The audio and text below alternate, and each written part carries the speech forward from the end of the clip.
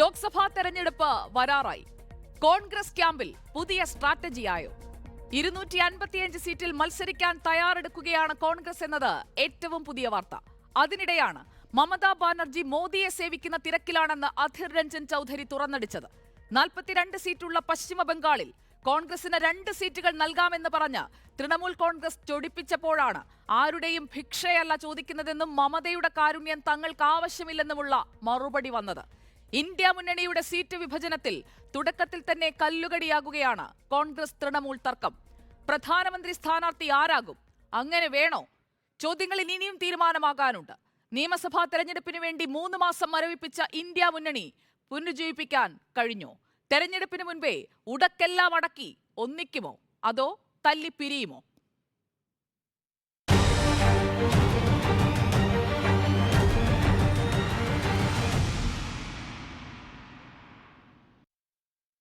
ഇന്നത്തെ ഡിബേറ്റിൽ അതിഥികളായി നമുക്കൊപ്പം ചേരുന്നത് CPIM-നെ പ്രതിനിധീകരിച്ചുകൊണ്ട് ശ്രീ KT കുഞ്ഞിക്കണ്ണൻ, BJP-യെ പ്രതിനിധീകരിച്ചുകൊണ്ട് അഡ്വക്കേറ്റ് B ഗോപാലകൃഷ്ണൻ, രാഷ്ട്രതന്ത്ര വിദഗ്ധൻ ഡോക്ടർ G ഗോപകുമാർ, ഒപ്പം കോൺഗ്രസ് നിരീക്ഷകൻ അഡ്വക്കേറ്റ് VR അനൂപ് എന്നിവരാണ്. അതിഥികൾക്ക് എല്ലാവർക്കും സ്വാഗതം. അഡ്വക്കേറ്റ് B ഗോപാലകൃഷ്ണൻ മാത്രമാണ് ഇപ്പോൾ എത്താത്തത്. അദ്ദേഹവും ഉടൻ തന്നെ എത്തുമെന്ന് നമ്മൾ പ്രതീക്ഷിച്ചുകൊണ്ട് ചർച്ചയിലേക്ക് കടക്കുകയാണ്. ആദ്യം ഡോക്ടർ G ഗോപകുമാറിലേക്ക് പോവുകയാണ് ഞാൻ. ഡോക്ടർ G ഗോപകുമാർ, 2024 ലോക്സഭാ തെരഞ്ഞെടുപ്പ്, അതായത് 3 മാസങ്ങൾക്ക് ശേഷം നടക്കാനിരിക്കുന്ന തെരഞ്ഞെടുപ്പ്, അതിലേക്കുള്ള ഒരുക്കങ്ങൾ കാലയെ കൂട്ടി തുടങ്ങി. പ്രധാനമന്ത്രി തന്നെ നേരിട്ടിറങ്ങി പലതും പ്രഖ്യാപിക്കുന്നത് തൃശ്ശൂരിലടക്കം നമ്മൾ കണ്ട കാഴ്ചയാണ്. മോദിയുടെ ഗ്യാരണ്ടി എന്ന ഒറ്റ ടാഗ് ലൈനിൽ രാജ്യം മുഴുവൻ പ്രചാരണം നടത്താനുള്ള തയ്യാറെടുപ്പ് ഒരു ഭാഗത്ത് നടക്കുമ്പോൾ, മറുഭാഗത്ത് ഇന്ത്യ മുന്നണിയിൽ സംഭവിക്കുന്നത് എന്താണ്? ഇപ്പോഴത്തെ സാഹചര്യത്തിൽ ഇന്ത്യ മുന്നണി ഒട്ടും റിക്കവർ ചെയ്തിട്ടില്ല എന്ന് വേണം പറയാൻ. ഈ കഴിഞ്ഞ 4 സംസ്ഥാന തിരഞ്ഞെടുപ്പ് നടന്നപ്പോൾ, 5 സംസ്ഥാനങ്ങളിൽ തിരഞ്ഞെടുപ്പ് നടന്നപ്പോൾ, ഇതിന് ശേഷം കൂടി ആലോചിച്ച് മുന്നണി ശക്തിപ്പെടുത്താമെന്നുള്ളൊരു തീരുമാനത്തിലാണ് പിരിഞ്ഞത്. പക്ഷേ അത് സംഭവിച്ചില്ല എന്ന് മാത്രമല്ല, തിരഞ്ഞെടുപ്പിലെ വലിയ തിരിച്ചടി നേരിട്ടിട്ടും അത് മനസ്സിലാക്കി വളരെ പെട്ടെന്ന് തന്നെ തങ്ങളുടെ അണികളെ ഒരുമിച്ച് കൊണ്ടുവന്ന് ഈ മുന്നണി ഒറ്റ പാർട്ടിയായി നിൽക്കുന്ന രീതിയിലുള്ള ഒരു അച്ചടക്കമോ ഐക്യമോ കാണിക്കുന്നില്ല. അതിൻ്റെ ഫലമായി സീറ്റ് വിഭജന ചർച്ച അത് അവതാളത്തിലാകുന്നു. പ്രധാനമന്ത്രി സ്ഥാനാർത്ഥി വേണോ വേണ്ടയോ എന്നുള്ളൊരു പ്രശ്നം മുന്നിൽ നിൽക്കുന്നു. സാധാരണ പാർലമെൻറ്റ് തിരഞ്ഞെടുപ്പിൽ പ്രധാനമന്ത്രി സ്ഥാനാർത്ഥിയെ പ്രൊജക്റ്റ് ചെയ്യുന്നതാണ് നല്ലത്. അങ്ങനെ ഇല്ലാത്ത അനുഭവങ്ങൾ ഉണ്ടായിട്ടുണ്ട് 2004-ലുമൊക്കെ. പക്ഷേ കൂടുതൽ സമയവും ഒരു പ്രധാനമന്ത്രി സ്ഥാനാർത്ഥി ഭരണകക്ഷിയാണെങ്കിൽ പോലും അവർക്ക് ഉയർത്തിക്കാട്ടാൻ കഴിയുമ്പോൾ അതുപോലെ മറുവശത്തും അങ്ങനെ കാണിക്കേണ്ട ഒരു സാഹചര്യം വന്നേക്കും. അത് രണ്ടാമത്തെ പ്രശ്നം. പിന്നെ ഈ സീറ്റുകളോടൊപ്പം തന്നെ ഈ മാധ്യമങ്ങളുടെ മുമ്പിൽ ചെന്നെത്തുന്ന വാർത്തകൾ ജനങ്ങൾക്ക്, പ്രത്യേകിച്ച് സമ്മതിദായകർക്ക്, ഇവർ ഒരുമിച്ച് നിൽക്കുന്നില്ല എന്നുള്ളൊരു സാഹചര്യമാണ്. അങ്ങനെ ഒരു സന്ദേശം കൊടുത്തു കഴിഞ്ഞാൽ അതിൻ്റെ വിശ്വാസ്യത തകരും. വാസ്തവത്തിൽ ഈ ഹിന്ദി ഹാർട്ട്ലാൻഡിലെ ഹൃദയഭൂമിയിൽ നടന്ന 3 വൻ വിജയം BJP നേടിയപ്പോൾ അതിൽ നിന്ന് ഉണർന്നെഴുന്നേറ്റ് ഒറ്റക്കെട്ടായി നിൽക്കേണ്ട സമയം പ്രതിപക്ഷ കക്ഷികളെ സംബന്ധിച്ചിടത്തോളം കഴിഞ്ഞിരിക്കുന്നു. അത് എത്രയും വേഗം അത് ഒരുമിച്ച് നിന്ന് സീറ്റ് വിഭജനത്തിൽ നമുക്കതിനെക്കുറിച്ച് കൂടുതൽ ചർച്ച ചെയ്യാം. പക്ഷേ എന്നാലും ഒരു നീക്കുപോക്കും അതോടൊപ്പം തന്നെ അഡ്ജസ്റ്റ്മെൻറ്റ്സും എല്ലാം തമ്മിലുണ്ടാകേണ്ടതാണ്. അതുണ്ടാകുന്നില്ല എന്ന് മാത്രമല്ല, നമ്മളിവിടെ കണ്ടതാണ്, ഒരു സമയത്ത് മമതാ ബാനർജി ഖാർഗെ പ്രധാനമന്ത്രി സ്ഥാനാർത്ഥിയായി നിർദ്ദേശിക്കുന്നു, മറുവശത്ത് മിണ്ടുന്നില്ല. പക്ഷേ കോൺഗ്രസ് ആകട്ടെ പുതിയ യാത്ര, ജോഡോ യാത്രയ്ക്ക് തുടക്കം, രണ്ടാമത്തെ യാത്രയ്ക്കുള്ള തുടക്കം വരുന്നു. അപ്പോൾ ഇതിനോടൊപ്പം തന്നെ ഇവിടെ താങ്കൾ ചൂണ്ടിക്കാണിച്ച പോലെ 285 സീറ്റുകളിൽ മത്സരിക്കാം എന്നുള്ളൊരു തീരുമാനം ഔദ്യോഗികമായി പ്രഖ്യാപിച്ചോ എന്നെനിക്കറിയില്ല. പക്ഷേ അങ്ങനെ ആണെങ്കിൽ പോലും മറ്റ് മുന്നണികളുടെ തീർച്ചയായിട്ടും ഒരു അനുവാദം നേടണം. അതോടൊപ്പം സീറ്റ് എവിടെയൊക്കെയാണ്, ഏതൊക്കെയാണ്, അങ്ങനെയുള്ളൊരു തയ്യാറെടുപ്പ് നൽകുന്നില്ല. ഇപ്പോൾ കിട്ടുന്ന സന്ദേശങ്ങളാകട്ടെ വളരെ നെഗറ്റീവായിട്ടുള്ള സന്ദേശങ്ങളാണ്. അതുകൊണ്ടാണ് ഈ സിഗ്നൽസ്, അടയാളങ്ങൾ കാണിക്കുന്നത് ആത്മവിശ്വാസം കുറവ് പ്രതിപക്ഷ കക്ഷികളിലുണ്ട് എന്നുള്ളതാണ് നിർഭാഗ്യകരമായി കാണുന്നത്. മറുവശത്ത് തൃശ്ശൂരിൽ നിന്ന് തുടങ്ങിയ പ്രചരണം, BJP തുടങ്ങിയ ഒരു പ്രചരണം, അതിന് കൂടുതൽ ശക്തി ആർജിക്കാനേ ഉള്ളൂ. ഇനി 120 ദിവസമേ ഉള്ളൂ, അതിന് അടുത്തേ കാണത്തുള്ളൂ തെരഞ്ഞെടുപ്പിന്. അപ്പോൾ വളരെ പെട്ടെന്ന് തന്നെ അണികളെ ഒരുമിച്ച് കൊണ്ടുവന്ന് പാർട്ടികളെല്ലാം കൂടി ചേർന്ന്, 28 പാർട്ടികളെല്ലാം കൂടി ചേർന്ന് ഒറ്റ സ്വരത്തിൽ നിൽക്കേണ്ടതാണ്. അങ്ങനെ നിന്നാൽ തീർച്ചയായിട്ടും കുറേയൊക്കെ നേടാൻ കഴിയും. അത് വിജയിക്കുമോ ഇല്ല എന്നുള്ളത് പിന്നീട് പറയാം, നമുക്ക് ആലോചിക്കാം, ചർച്ച ചെയ്യാവുന്ന കാര്യമാണ്. പക്ഷേ ഒന്നിച്ച് നിൽക്കുന്നില്ല മറിച്ച് ഇങ്ങനെയുള്ള സന്ദേശമാണ് കൊടുക്കുന്നെങ്കിൽ അത് കൂടുതൽ തിരിച്ചടിക്കാണ് പ്രതിപക്ഷത്തിന് സാധ്യതയുള്ളത്. ഇപ്പോഴത്തെ സാഹചര്യം അങ്ങനെ നോക്കുമ്പോൾ നിരാശാജനകമാണ് പ്രതിപക്ഷത്തെ സംബന്ധിച്ചിടത്തോളം. ശ്രീ കെ ടി കുഞ്ഞിക്കണ്ണൻ, കേരളത്തിൽ പൊതുവെ തെരഞ്ഞെടുപ്പിനായി നേരത്തെ ഒരുങ്ങുന്ന ഒരു പതിവുണ്ട്. ഇവിടെ ഇന്ത്യ മുന്നണിയായല്ല UDF-ഉം LDF-ഉം നേരിട്ട് ഏറ്റുമുട്ടുന്ന സാഹചര്യമാണ്. അതേക്കുറിച്ച് ഇന്ത്യ മുന്നണി എന്ന ആശയ രൂപീകരണ വേളയിൽ തന്നെ വ്യക്തത വരുത്തിയതാണ് പ്രധാനപ്പെട്ട നേതാക്കൾ തന്നെ. ആരാണ് ഇന്ത്യ മുന്നണിയുടെ നേതാവ് എന്ന സ്പെസിഫിക് ക്വസ്റ്റ്യൻ അവിടെ അവശേഷിക്കുകയാണ്. എല്ലാവർക്കും നേതാവാകണം, എല്ലാവർക്കും പ്രധാനമന്ത്രി സ്ഥാനാർത്ഥിയാകണം. മറ്റൊരാളുടെ പേര്, അതായത് മമതാ ബാനർജി, മല്ലികാർജ്ജുൻ ഖർഗെ എന്ന പേര് പറയുമ്പോഴും എത്ര കാലം നിതീഷ് കുമാറും ഒപ്പം മമതാ ബാനർജിയും ഒക്കെ ഈ മുന്നണിക്കൊപ്പം എല്ലാ കാര്യങ്ങളിലും ഒരു സമവായത്തിലെത്തി ഒന്നിച്ചുണ്ടാകുമെന്ന ചോദ്യം അവിടെ നിൽക്കുകയാണ്. ഇനിയിപ്പോൾ നിതീഷ് കുമാറിനെ കൺവീനർ ആക്കിക്കൊണ്ട് മല്ലികാർജ്ജുൻ ഖർഗെയെ അധ്യക്ഷനാക്കിക്കൊണ്ടുള്ള ഒരു ഫോർമുലയിലേക്ക് എത്താനുള്ള ഒരു സാധ്യതയും ഞാൻ തള്ളിക്കളയുന്നില്ല. ആരായിരിക്കും ഇന്ത്യ മുന്നണിയെ മുന്നിൽ നിന്ന് നയിക്കുക? ഇനിയും ആ തീരുമാനത്തിലേക്ക് എത്താൻ വൈകുന്നത് എന്തുകൊണ്ടാണ്? ഇന്ത്യ മുന്നണി എന്ന് പറയുന്നത് CPM നേരത്തെ തന്നെ വ്യക്തമാക്കിയതാണ്. അതൊരു മുന്നണി എന്നതിനേക്കാളേറെ BJP വിരുദ്ധമായ മതനിരപേക്ഷ നിലപാടുകളുള്ള കക്ഷികളുടെ ഒരു കൂട്ടായ്മയാണ്, ഒരു ഏകോപനമാണ്. അതിനെ ഒരു മുന്നണി ബന്ധത്തിലേക്ക് കൊണ്ടുവന്ന് അതിനൊരു ലീഡർ കക്ഷി ഈ രീതിയിൽ ചർച്ച ചെയ്യുന്നതിൽ യാതൊരു അർത്ഥവുമില്ല. ഇന്ത്യയിൽ BJP വിരുദ്ധമായി നിൽക്കുന്ന 60% വരുന്ന മതനിരപേക്ഷ വോട്ടുകളെ ഏകോപിപ്പിക്കാൻ കഴിയുന്നത് നമുക്കെല്ലാവർക്കും അറിയാം. ഈ ഇന്ത്യ മുന്നണിയിലെ 26 കക്ഷികൾ, ഈ 26 കക്ഷികൾ എന്ന് പറയുന്നത് റീജിയണൽ പാർട്ടികളാണ് പ്രധാനമായിട്ടും. റീജിയണൽ പാർട്ടികൾ എന്ന് പറയുമ്പോൾ അത് സാമൂഹ്യനീതി പ്രസ്ഥാനങ്ങളായി ഇന്ത്യൻ രാഷ്ട്രീയത്തിൽ വേരുപിടിച്ച പ്രസ്ഥാനങ്ങളാണ്. ഇപ്പോൾ UP ഇന്ത്യൻ പാർലമെൻറ്റിൽ ഏറ്റവും കൂടുതൽ സീറ്റുകളുള്ള സംസ്ഥാനമാണ്. അവിടുത്തെ സാമൂഹ്യനീതി അടിസ്ഥാനത്തിലുള്ളൊരു മൂവ്മെൻറ്റിൻ്റെ ഭാഗമായി വളർന്നു വന്ന സമാജ്വാദി പാർട്ടി അഖിലേഷ് യാദവിൻ്റെ, അതേപോലെ തന്നെ ജയകാന്ത് ചൗധരിയുടെ പാർട്ടി, ഈ പാർട്ടികൾ വളരെ പ്രധാനമാണ്. ആ പാർട്ടികൾക്കൊപ്പം ഇന്ത്യയിലെ മുഖ്യ പ്രതിപക്ഷമായ കോൺഗ്രസ് പാർട്ടി, ഇതൊക്കെ ചേരുന്നതാണ് UP ഒരു മുന്നണി എന്ന് പറയുമ്പോൾ. അതിനോട് ചേർക്കാൻ കഴിയുന്ന ചെറുതും വലുതുമായ നിരവധി പാർട്ടികളുണ്ട്. ഇപ്പോൾ കഴിഞ്ഞ ഇവിടെ ഗോപകുമാർ സാർ വളരെ ശരിയായി ചൂണ്ടിക്കാണിച്ചതുപോലെ കഴിഞ്ഞ അസംബ്ലി തെരഞ്ഞെടുപ്പിൽ കോൺഗ്രസ് പാർട്ടി ഈ ചെറു പാർട്ടികളെ ഉൾക്കൊള്ളാൻ തയ്യാറായില്ല. ഇപ്പോൾ മധ്യപ്രദേശും ഛത്തീസ്ഗഡും ഒക്കെ നല്ല ഉദാഹരണങ്ങളാണ്. നിരവധി കക്ഷികൾ ഇന്ത്യ മുന്നണിയുടെ ഭാഗമാകാൻ ആഗ്രഹിച്ചു. അവരെ അർഹിക്കുന്ന രീതിയിൽ പരിഗണിക്കാനും അക്കോമഡേറ്റ് ചെയ്യാനുമുള്ള ഒരു ചർച്ചയ്ക്ക് പോലും കോൺഗ്രസിലെ വാർലോഡ്സ് എന്ന് വിശേഷിപ്പിക്കാവുന്ന യുദ്ധപ്രഭുക്കന്മാർക്ക് സമാനമായ നിലപാടുകളുള്ള നേതാക്കൾ തയ്യാറായില്ല. ഇതേ പ്രശ്നം തന്നെയാണ് രാജസ്ഥാനിലുണ്ടായത്. അപ്പോൾ ഈ അനുഭവങ്ങളിൽ നിന്ന് അവർ പാഠം പഠിക്കാൻ തയ്യാറാകണം എന്നുള്ളതാണ്. അങ്ങനെ പാഠം പഠിച്ചുകൊണ്ട് അധികാരത്തെക്കാളേറെ ഒരു ആദർശാത്മകമായ നിലപാട് ഉയർത്താൻ കഴിയുമോ എന്നുള്ളതാണ് പ്രശ്നം. BJP ഉയർത്തുന്ന മതരാഷ്ട്രവാദത്തിന്, കോർപ്പറേറ്റ് ഹിന്ദുത്വ വർഗീയ കൂട്ടുകെട്ടിനെതിരായിട്ട് ഈ രാജ്യത്തെ ജനങ്ങളെ ആകെ ഏകോപിപ്പിച്ച് ആ അധികാരം അവസാനിപ്പിക്കണം. ആര് അധികാരത്തിൽ വന്നു കഴിഞ്ഞാലും രാജ്യത്തിൻ്റെ ഭരണഘടന, മതനിരപേക്ഷത, ജനാധിപത്യ സംവിധാനങ്ങൾ ഇത് സംരക്ഷിക്കപ്പെടണം. ഈ മിനിമം പരിപാടിയിൽ യോജിക്കാവുന്ന ആളുകളെ എല്ലാം യോജിപ്പിച്ച് ആ രീതിയിൽ മതനിരപേക്ഷ വോട്ടുകളുടെ ഏകോപനം ഉണ്ടാക്കാൻ കഴിയും. പക്ഷേ കോൺഗ്രസിന് അതിന് കഴിയുന്നില്ല എന്നുള്ളതാണ് ദുഃഖകരമായ വസ്തുത. അതെന്തുകൊണ്ടാണ് കഴിയാത്തത് എന്ന് ചോദിച്ചാൽ ഓരോ ഇഷ്യൂസ് എടുത്തു നോക്കിയാലും BJPയിൽ നിന്ന് വ്യത്യസ്തമായി മൗലികമായി ഒരു പ്രതിപക്ഷ പാർട്ടി എന്ന നിലക്കുള്ള ഒരു ഒപ്പോസിഷൻ എന്ന നിലക്കുള്ള നിലപാട് മുന്നോട്ട് വെക്കാൻ കോൺഗ്രസിന് കഴിയുന്നില്ല. ഇപ്പോൾ നമ്മളെല്ലാം ചർച്ച ചെയ്യപ്പെടുന്ന വളരെ വിവാദപരമായ രാമക്ഷേത്ര പ്രതിഷ്ഠാ ദിനം, ഈ പ്രതിഷ്ഠാ ദിനത്തിന് മുഖ്യ ഭരണകക്ഷിയായ BJP മതത്തെയും വിശ്വാസത്തെയും ഒക്കെ തന്നെ രാഷ്ട്രീയവൽക്കരിച്ച് തെരഞ്ഞെടുപ്പിന് വോട്ട് പിടിക്കാൻ ഭൂരിപക്ഷ ധ്രുവീകരണം വിശ്വാസികളെ തങ്ങൾക്ക് അനുകൂലമാക്കി മാറ്റാൻ ശ്രമിക്കുകയാണ്. ആ സമയത്ത് വിശ്വാസവും മതവും വ്യക്തിപരമായ പ്രശ്നമാണ്. അത് രാഷ്ട്രീയത്തിലേക്ക് കൊണ്ടുവരുത്, അത് ഗവൺമെൻറ് പരിപാടിയാവരുത്. അതിനെ രാഷ്ട്രീയവൽക്കരിച്ച് ഒരു വർഗീയ അജണ്ടയിലൂടെ പോവുകയാണ് BJP എന്ന് പറയാനുള്ള രാഷ്ട്രീയ ത്രാണി എന്തുകൊണ്ടാണ് കോൺഗ്രസിന് ഇല്ലാത്തത്? അപ്പോൾ നമ്മൾ മനസ്സിലാക്കേണ്ടത് കോൺഗ്രസും BJPയും ഒക്കെ പ്രതിനിധീകരിക്കുന്ന ഇവിടുത്തെ രാഷ്ട്രീയ പ്രസ്ഥാനങ്ങൾ ഏറെക്കുറെ ഒരേ സാമൂഹ്യ സാമ്പത്തിക അടിസ്ഥാനങ്ങളിൽ നിന്ന് വളർന്നു വന്ന സമ്പന്ന സവർണ നേതാക്കൾ നയിക്കുന്ന പ്രസ്ഥാനമാണ്. അവർ പലയിടങ്ങളിലും എന്താണ് വലിയ യുദ്ധപ്രഭുക്കന്മാരെ പോലെ ജീവിക്കുന്നവരാണ്. ഇപ്പോൾ കുഞ്ഞിക്കണ്ണൻ, നമ്മളിവിടെ വ്യക്തമായി ഇന്ത്യ മുന്നണി വേഴ്സസ് NDA ആ ഒരു തെരഞ്ഞെടുപ്പ് ഗോതയിലുള്ള രണ്ട് മുന്നണികൾ അലയൻസ് ആണ്. ഇന്ത്യ അലയൻസ് ആണ്, ഇപ്പുറത്തുള്ളത് NDA ആണ്. അപ്പോൾ ഈ രണ്ട് അലയൻസസ് തമ്മിലുള്ള ഒരു ഏറ്റുമുട്ടലിലേക്കാണ് പോകുന്നത്. 2004 NDA അല്ല ഇപ്പോഴുള്ളതെന്ന് നമുക്ക് വ്യക്തമായി അറിയാവുന്ന ഒരു സാഹചര്യമാണ്. താങ്കൾ തന്നെ അത് വ്യക്തമായി ചൂണ്ടിക്കാട്ടുകയും ചെയ്തു. ഇപ്പോഴത്തെ ന്യൂനതകൾ എന്തൊക്കെയാണ് കോൺഗ്രസ് നേരിടുന്നതെന്ന്. യഥാർത്ഥത്തിൽ കോൺഗ്രസ് മുന്നിൽ നിൽക്കുന്ന ഒരു ഇന്ത്യ മുന്നണി മുന്നണിയുടെ ഭാവി അത് എത്രത്തോളം ഉണ്ടെന്നാണ് CPIM കരുതുന്നത്? അധികാരത്തിലേക്ക് എത്താൻ NDA താങ്കൾ ഇപ്പോൾ സൂചിപ്പിച്ചതുപോലെ കോർപ്പറേറ്റ് വർഗീയ ഹിന്ദുത്വ അതാണ് അവരുടെ ഒരു മൂലക്കല്ലെങ്കിൽ അത് ഇളക്കാൻ കഴിയുന്ന തരത്തിൽ എന്താണ് ഇപ്പുറത്തുള്ളത്? അതിന് എത്രത്തോളം പര്യാപ്തമാണ് കോൺഗ്രസും ഇന്ത്യ മുന്നണിയുടെ നേതൃത്വത്തിലേക്ക് വരുമ്പോൾ അതിന്റെ നേതാക്കളുമൊക്കെ?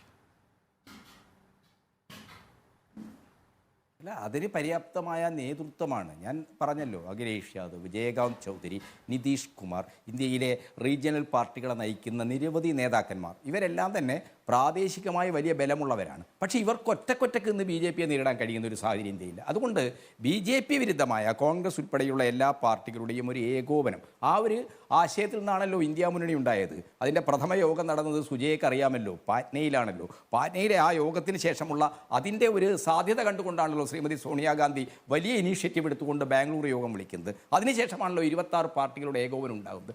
ആ ഏകോപനത്തെ കണ്ണിലെ കൃഷ്ണമണി പോലെ സൂക്ഷിക്കാനുള്ള ബാധ്യത ഈ രാജ്യത്തെ മുഖ്യ പ്രതിപക്ഷമായ കോൺഗ്രസിന് ഉണ്ടാവണം എന്നുള്ളതാണ് ഞങ്ങളൊക്കെ പറയുന്നത്. പക്ഷെ കോൺഗ്രസിന് അതില്ല എന്ന് നമുക്കെല്ലാവർക്കും, ഇവിടെ ഗോപകുമാർ സാറ് പറഞ്ഞതുപോലെ അതിലില്ല എന്ന് നമുക്കറിയാം. അതില്ലാത്തത് എന്തുകൊണ്ടാണ് എന്ന കാര്യമാണ് ഞാൻ വിശദീകരിക്കാൻ ശ്രമിച്ചത്. ഓക്കെ, വ്യക്തമാണ്. Advocate B. ഗോപാലകൃഷ്ണൻ, NDA അല്ലെങ്കിൽ BJP സുസജ്ജമായി നിൽക്കുകയാണ്. പ്രധാനമന്ത്രി തൃശ്ശൂരിൽ വന്ന് മോദിയുടെ ഗ്യാരണ്ടി ആ ഒരു ക്യാച്ച് വേർഡ് ആയിരിക്കും മുന്നോട്ട് വയ്ക്കുക. കേരളത്തിലടക്കം 2024 തെരഞ്ഞെടുപ്പിൽ എന്ന് വ്യക്തമാക്കുന്ന ഒരു പ്രസംഗവും നടത്തി മടങ്ങുമ്പോഴും ഇന്ത്യ മുന്നണി, ഇന്ത്യ അലയൻസ് അത് കൃത്യമായ ഒരു ഫ്രീസറിലേക്ക് പോയതാണ് കഴിഞ്ഞ 5 സംസ്ഥാനങ്ങളിലെ നിയമസഭാ തെരഞ്ഞെടുപ്പ് വേളയിൽ നമ്മൾ കണ്ടത്. അവിടെ നിന്ന് അതിനെ തിരിച്ചെടുത്ത് പുനരുജ്ജീവിപ്പിക്കാൻ കൃത്യമായ ഒരു എതിരാളിയാക്കി മാറ്റാൻ അവർക്ക് എത്രത്തോളം കഴിഞ്ഞിട്ടുണ്ട്?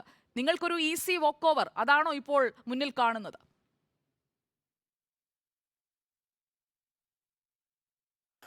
രാമായണത്തിന് ബദൽ രാമായണം മാത്രമാണ്. രാമന് പകരം രാമൻ മാത്രമേ ഉള്ളൂ. നരേന്ദ്രമോദിക്ക് പകരം നരേന്ദ്രമോദി മാത്രമാണ് ഇന്നത്തെ രാഷ്ട്രീയ ചിത്രത്തിലുള്ളത്. പകരം വെക്കാൻ മറ്റാരുമില്ല. പകരം വെക്കാൻ ഒരു പ്രതിപക്ഷ നേതാവില്ലാത്ത ഒരവസ്ഥയാണ് ഇന്ന് പ്രതിപക്ഷങ്ങൾക്കുള്ളത്. പ്രതിപക്ഷം ശിഥിലമാണ്. പ്രതിപക്ഷം എന്തുകൊണ്ടാണ് ശിഥിലമാകുന്നത്? പ്രതിപക്ഷം ശിഥിലമാകാനുള്ള കാരണം, പ്രതിപക്ഷം എന്ന് പറയുന്ന ഒരു കക്ഷി ഇന്ന് ഇന്ത്യയിലില്ല. ആകെ പ്രതിപക്ഷമെന്ന് പറയാൻ പറ്റുന്നത് കോൺഗ്രസ്സിനാണ്. CPMൻ്റെ അവസ്ഥ നമുക്കറിയാം. ആകെ കേരളത്തിൽ മാത്രമാണ് ഇപ്പോൾ കുറച്ചുള്ളത്. ഇപ്പം കുഞ്ഞിക്കണ്ണൻ എന്തൊക്കെയോ പറയുന്നുണ്ട്. കുഞ്ഞിക്കണ്ണൻ പറയുന്നത് കേൾക്കുമ്പോൾ എനിക്ക് ചിരിയാണ് വരുന്നത്. കുഞ്ഞിക്കണ്ണൻ പറയുന്നത് കോൺഗ്രസിനോട് പറയണം, ഗവൺമെൻറ് ഒരു കാരണവശാലും മതത്തിൽ ഇടപെടാൻ പാടില്ല. സംഭവമൊക്കെ ശരിയാ, നല്ല ആശയമാണ്. പക്ഷെ നിങ്ങളെന്തിനാണ് ഇടപെടുന്നത് ഈ കേരളത്തിൽ? നിങ്ങൾ ഈ കേരളത്തിൽ ഇസ്ലാമിൻ കേരള എന്ന് പറഞ്ഞിട്ട് 1 കോടി രൂപയല്ലേ നിങ്ങൾ ചിലവാക്കാൻ വേണ്ടി റിയാസ് കൊടുത്തിരിക്കുന്നത്? 1 crore ഇസ്ലാമിൻ കേരള. അതെന്തിനാ? ക്രിസ്ത്യൻ ഇൻ കേരള പഠിപ്പിക്കുന്നില്ല, ഹിന്ദു ഇൻ കേരള പഠിപ്പിക്കുന്നില്ല, ഇസ്ലാമിൻ കേരള പഠിപ്പിക്കാൻ നിങ്ങൾ 1 കോടി കൊടുക്കുന്നതിനാ? നിങ്ങൾ കാന്തപുരത്തിൻ്റെ പണ്ട് മുടിയുടെ കാര്യം പറഞ്ഞപ്പോൾ പിണറായി വിജയൻ വീമ്പ് പറഞ്ഞ പിണറായി വിജയൻ കാന്തപുരത്തിൻ്റെ പള്ളിയുടെ ഉദ്ഘാടനത്തിന് പോയില്ലേ? ഉദ്ഘാടനം ചെയ്തത് പിണറായി വിജയനല്ലേ സമീപകാലത്ത്? നിങ്ങളതിനെ ഹമാസിന് വേണ്ടിയിട്ട് ഇത്ര കിടന്നിട്ടോ വല്ലാതെ ബന്ധപ്പെടുന്നത്? ഹമാസിൻ്റെ പിന്തുണ കൊടുത്തുകൊണ്ട് ഹമാസ് എന്ത് നരവേട്ട നടത്തിയാലും അതൊക്കെ തന്നെയും പോരാട്ടമാണ്, അതിജീവനത്തിൻ്റെ പോരാട്ടമാണ് എന്ന് പറഞ്ഞ് നിങ്ങൾ വല്ലാതെ പിന്തുണ കൊടുക്കുന്നത് എന്താ? പൊട്ടന്മാരാ കേരളത്തിലെ ആളുകൾ. എന്തിനാണെന്ന് എല്ലാവർക്കും അറിയില്ലേ? നിങ്ങൾ ചെയ്യുന്നത് ഈ അടിസ്ഥാനത്തിലല്ലേ? സാധാരണക്കാരൻ്റെ വികാര വിചാരങ്ങളാണ് നിങ്ങൾക്കെങ്കിൽ നിങ്ങൾ റഷ്യയും ഉക്രൈനും തമ്മിലുള്ള ആ യുദ്ധത്തിൽ ഉക്രൈന് വേണ്ടി സംസാരിക്കണ്ടേ? സംസാരിക്കുന്നില്ലല്ലോ. നിങ്ങൾ ചൈനയിൽ നടക്കുന്ന, തൈവാനുമായി നടക്കുന്ന ആ പോരാട്ടത്തിൽ ചൈനയിലെ മുസ്ലിങ്ങൾ വല്ലാതെ പീഡനമേൽക്കുന്നുണ്ട്. ആ പീഡനത്തിൽ നിങ്ങൾ സംസാരിക്കണ്ടേ? സംസാരിക്കുന്നില്ലല്ലോ. ഇതൊക്കെ വളരെ വ്യക്തമാണെന്ന് ഈ ചാനൽ മുറിയിൽ വന്നിരുന്നിട്ട് ഞങ്ങൾ ഭയങ്കര മതം ഗവൺമെൻറ്റിൽ ഇടപെടരുത്, ഗവൺമെൻറ്റും മതവും തമ്മിൽ ബന്ധപ്പെടാൻ പാടില്ല എന്ന് പറയുന്നവർ തന്നെയാണ് ഞങ്ങൾ വളരെ കൃത്യമായിട്ടാണ്. പക്ഷെ മതം വേറെ സംസ്കാരം വേറെ, രണ്ടും രണ്ടാണ്. നിങ്ങൾക്ക് മതവും സംസ്കാരവും പാരമ്പര്യവും രാജ്യവും അതാണല്ലോ മറുപടി ഞാൻ പറയുന്നത്. മതവും രാഷ്ട്രവും തമ്മിൽ എന്താ വ്യത്യാസം, മതവും സംസ്കാരവും തമ്മിൽ എന്താ വ്യത്യാസം എന്ന് പറഞ്ഞെങ്കിൽ രാഷ്ട്രത്തെക്കുറിച്ച് പഠിക്കണം. രാഷ്ട്രബോധമില്ലാത്തവരല്ലേ കമ്മ്യൂണിസ്റ്റുകൾ? ഭാരതം ഒരു രാഷ്ട്രമേ അല്ല, 17 രാഷ്ട്രമാണ്. ഇതിനൊരു പാരമ്പര്യമില്ല. ഇത് 1947 ഉണ്ടായതാണെന്ന് ചിന്തിക്കുന്നവരല്ലേ കമ്മ്യൂണിസ്റ്റുകൾ? ഈ 47 പോലും ഇത് ഉണ്ടായിട്ടില്ല. ഇന്ത്യക്ക് സ്വാതന്ത്ര്യമേ കിട്ടിയിട്ടില്ല. ഈ ഇന്ത്യക്ക് കിട്ടിയിട്ടുള്ളത് ബൂർഷാ സ്വാതന്ത്ര്യമാണ്. അതുകൊണ്ട് കരിദിനം ആചരിക്കണം, ഭാരതത്തെ 17ആയി വെട്ടിമുറിക്കണം എന്ന് പറഞ്ഞവരല്ലേ കമ്മ്യൂണിസ്റ്റുകൾ? അവർക്ക് ഭാരതം ഒരു രാഷ്ട്രമേ അല്ല. Workers have no nation at all. അവർക്ക് മാർക്കറ്റ് മാത്രമേ ഉള്ളൂ. അപ്പോൾ ഭാരതത്തിൻ്റെ പാരമ്പര്യവും ഭാരതത്തിൻ്റെ സംസ്കാരവും അതാണ്. It is a way of life. Supreme കോടതി പറഞ്ഞത് Hindutva, what is Hindutva? It is a way of life. അതാണ് സാംസ്കാരിക ദേശീയത. ഈ സാംസ്കാരിക ദേശീയതയെ മതമായി വ്യാഖ്യാനിക്കുന്നത് നമുക്ക് വിരോധമൊന്നുമില്ല. അയോധ്യയെ തെരഞ്ഞെടുപ്പ് ആയുധമാക്കുന്നത് വേ ഓഫ് ലൈഫ് ആണോ? ശ്രീരാമനാണ്. ഞാൻ നിങ്ങൾ ചോദിക്കുന്നതിനൊക്കെ ഉത്തരം പറയാം, പക്ഷേ എനിക്ക് ഈ ചർച്ചയുടെ ബേസും കൂടി പറയാൻ സമയം തരണേ. വേ ഓഫ് ലൈഫാണ് അയോധ്യ. കാരണം ജനനീ ജന്മഭൂമിശ്ച സ്വർഗാദപി ഗരീയസി എന്ന് പറഞ്ഞത് രാമനാണ്. നിങ്ങൾ ഈ സൗത്ത് ഇന്ത്യയിൽ ഈ തിരുവനന്തപുരത്തുള്ളവരും രാമനെ ആരാധിക്കുന്നു, കാശ്മീരുള്ളവരും രാമനെ ആരാധിക്കുന്നു. ബംഗാളിൻ്റെ അടക് മുതൽ കട്ടക്ക് വരെ, കച്ച് മുതൽ കാമേശ്വരം വരെ, കന്യാകുമാരി മുതൽ ഹിമാലയം വരെയുള്ള മുഴുവൻ ജനങ്ങളുടെയും വിചാരമാണ് രാമൻ. അതുകൊണ്ടാണ് മഹാത്മാഗാന്ധി ശ്രീരാമ രാമ രാമ രാമ എന്ന് പറഞ്ഞത്. മഹാത്മാഗാന്ധി രാമ രാമ രാമ എന്ന് പറഞ്ഞത് കേവലം മതമല്ല, ആ രാമനിലൂടെ ഇന്ത്യയിലെ ജനങ്ങളെ സംയോജിപ്പിക്കാനാണ്. മഹാത്മാഗാന്ധി രാമ എന്ന് വിളിച്ച് ജനങ്ങളെ സംയോജിപ്പിച്ചതിൻ്റെ മറ്റൊരു ഉദാഹരണം അല്ലെങ്കിൽ മറ്റൊരു ഏകീകരണമാണ് ഇന്ത്യൻ സ്വാതന്ത്ര്യത്തിന് ശേഷം സ്വത്വബോധത്തിൽ അധിഷ്ഠിതമായ, അസ്മിതയിൽ അധിഷ്ഠിതമായ, ഭാരതത്തിൻ്റെ ആത്മീകത്തിൽ അധിഷ്ഠിതമായ ഒരു ദേശീയതയെ സൃഷ്ടിക്കുവാനുള്ള ചരിത്രപരമായ മുഹൂർത്തം. ആ മുഹൂർത്തമാണ് രാമക്ഷേത്രം. ജനനീ ജന്മഭൂമിശ്ച സ്വർഗാദപി ഗരീയസി എന്ന് പറഞ്ഞത് രാമനാണ്. ഇതൊന്നും ഈ കമ്മ്യൂണിസ്റ്റുകൾക്ക് പറഞ്ഞാൽ മനസ്സിലാവില്ലെന്ന്. അവർക്ക് ഇത് വല്ല അറിയോ? ഇതൊന്നും അറിയില്ല. അതുകൊണ്ട് അവർ ദൈവമാണെന്ന് പറയും. ദൈവം വേറെ, സംസ്കാരം വേറെ. ഇവിടെ മതങ്ങൾ ചോദിച്ചതുകൊണ്ട് ഞാൻ പറയാം, മതങ്ങളെന്ന് പറഞ്ഞാൽ രാമക്ഷേത്രമാണ് അവിടെ ഉയരുന്നത്. ഞാനൊന്ന് പറഞ്ഞു തീർക്കട്ടെ. ഇവിടെ മതങ്ങളെന്ന് ഞാൻ പറഞ്ഞു പറയട്ടെ. മതങ്ങളെന്ന് പറഞ്ഞാൽ ഇവിടെ ധാരാളം മതങ്ങളുണ്ട്. എത്ര മതങ്ങളുണ്ട് ഇവിടെ? കമ്മ്യൂണിസ്റ്റുകാരോട് ചോദിച്ചാൽ എത്ര മതങ്ങളുണ്ടെന്ന് പറയാം. അവരാകെ പറയാ ഹിന്ദു, മുസ്ലിം, ക്രിസ്ത്യൻ. അല്ല, ശിവനെ പൂജിക്കുന്ന ശൈവമതം, വിഷ്ണുവിനെ പൂജിക്കുന്ന വൈഷ്ണവമതം, ശക്തിയെ പൂജിക്കുന്ന ശക്തേയ മതം, സരസ്വതിയെ പൂജിക്കുന്ന സാരസ്യമതം, ഗണപതിയെ പൂജിക്കുന്ന ഗാണപത്യമതം, ആരെയും പൂജിക്കാത്ത ചാർവാക മതം, ബുദ്ധനെ പൂജിക്കുന്ന ബുദ്ധമതം, ജൈനനെ പൂജിക്കുന്ന ജൈനമതം, ക്രിസ്തുവിനെ പൂജിക്കുന്ന ക്രിസ്തുമതം, അള്ളാഹുവിൽ വിശ്വസിക്കുന്ന ഇസ്ലാം മതം. അതാണ് മതം. മതം എന്ന് പറഞ്ഞാൽ മന എന്ന് പറയുന്ന സംസ്കൃത ധാതുവിൽ നിന്നാണ് മതം ഉണ്ടായത്. പി ഗോപാലകൃഷ്ണൻ ഇതുകൊണ്ട് തന്നെയാണ് മതത്തെ പറ്റിയാണ്, മതങ്ങളെ പറ്റി തന്നെയാണ് പറഞ്ഞുകൊണ്ടിരിക്കുന്നത്. അതുകൊണ്ടാണ് മതരാഷ്ട്രവാദമാണ് BJP ഉയർത്തുന്നതെന്ന് മറുഭാഗം വാദിക്കുന്നത്. അതിനുള്ള കൃത്യമായ മറുപടി എന്താണ്? രാഷ്ട്രീയം പറയേണ്ടിടത്ത് ദൈവത്തെ മുന്നിൽ നിർത്തി വോട്ട് നേടുന്നതാണോ നിങ്ങളുടെ രാഷ്ട്രീയം? ആ ചോദ്യത്തിനുള്ള മറുപടി അനൂപ്. കോൺഗ്രസ് ഇപ്പോൾ ഒരു ലക്ഷ്യം മുന്നോട്ട് വെക്കുന്നുണ്ട്. കഴിഞ്ഞ തവണ കിട്ടിയ സീറ്റുകളേക്കാൾ 5 ഇരട്ടിയെങ്കിലും സ്വന്തമാക്കണമെന്നുള്ള വലിയ ലക്ഷ്യമാണ്. അതിനനുസരിച്ചുള്ള മത്സരത്തിനാണ് കോപ്പ് കൂട്ടുന്നത്. അതേസമയം തന്നെ മുന്നണിയായി മത്സരിക്കുമ്പോഴുള്ള താളം തെറ്റലുകൾ അവശേഷിക്കുന്ന ഒരു സാഹചര്യവുമുണ്ട്. ഇതിനെ മറികടക്കാൻ കഴിയുമോ അടുത്ത മാസങ്ങളിൽ? എനിക്ക് ആനുപാതികമായ സമയം വേണം. കാരണം ഇതിനകത്ത് അഡ്വക്കേറ്റ് ഗോപാലകൃഷ്ണനും CPM-ന്റെ പ്രതിനിധി ആദരണീയനായ KT കുഞ്ഞിക്കണ്ണനും പറയുന്നത് ഒരേ കാര്യമാണ്. BJP-യുമായി താരതമ്യപ്പെടുത്തുമ്പോൾ കോൺഗ്രസ് വളരെ ദുർബലമാണ് എന്നതിനെ കുറിച്ച്. തീർച്ചയായും ഇപ്പോൾ BJP തെരഞ്ഞെടുപ്പിന് നേരിടുന്നത് ഒരു പാർട്ടി, ഒരു നേതാവ് എന്നുള്ളൊരു അജണ്ടയിലാണ്. നരേന്ദ്രമോദിയും അമിത്ഷായും തീരുമാനിക്കുന്നതിനപ്പുറത്തേക്ക് അവിടെ ആർക്കും പ്രത്യേകിച്ച് റോളൊന്നുമില്ല. പക്ഷെ കോൺഗ്രസിനെ സംബന്ധിച്ച്, അത് ഇന്ത്യ മുന്നണിയെ സംബന്ധിച്ച് അത് വ്യത്യസ്ത പാർട്ടികളുടെ ഒരു പൊതു മിനിമം പ്ലാറ്റ്ഫോമാണ്. അപ്പോൾ കാര്യങ്ങൾ തീരുമാനിക്കുമ്പോൾ ആ പറയുന്ന ഇതിനപ്പുറത്തേക്ക് സമയവും സാവകാശവും നിശ്ചയമായി ആവശ്യമാണ്. പിന്നെ ഇവിടെ BJP-യുടെ B ഗോപാലകൃഷ്ണനെ പോലൊരാൾ പറയുന്നത് മോഡിയാണ് സ്ഥാനാർത്ഥി എന്ന് പറയുമ്പോഴും വളരെ വ്യക്തമാണ് BJP-യുടെ അടുത്ത ലോക്സഭാ തെരഞ്ഞെടുപ്പിലെ സ്ഥാനാർത്ഥി എന്ന് പറയുന്നത് BJP ഉദ്ദേശിക്കുന്നത് ശ്രീരാമനെ മുൻനിർത്തിയുള്ള ഇലക്ഷനാണ്. ഇവർ ശ്രീരാമനെ കുറിച്ച് പറയുമ്പോൾ ശ്രീരാമൻ ഗാന്ധിയുടെ ശ്രീരാമനാണ് എന്നൊക്കെ പറയുമ്പോൾ അത് സ്വയം റദ്ദായി പോകുന്നൊരു വാദമാണ്. 1949 ഡിസംബറിൽ ഒരു സ്വയംഭൂ രാമവിഗ്രഹം ബാബർ മസ്ജിദിനകത്ത് പ്രത്യക്ഷപ്പെട്ടു എന്നാണല്ലോ ഇവരുടെ കേസ്. അത് നയിച്ച, അന്നത്തെ ആ മൂവ്മെന്റ് നയിച്ച വ്യക്തി ആരാണ്? ഇന്നത്തെ യോഗി ആദിത്യനാഥ് പ്രതിനിധാനം ചെയ്യുന്ന ഗോരഖ്നാഥ് മഠത്തിന്റെ അധിപതിയായിരുന്ന ദിഗ്വിജയ് നാഥ്.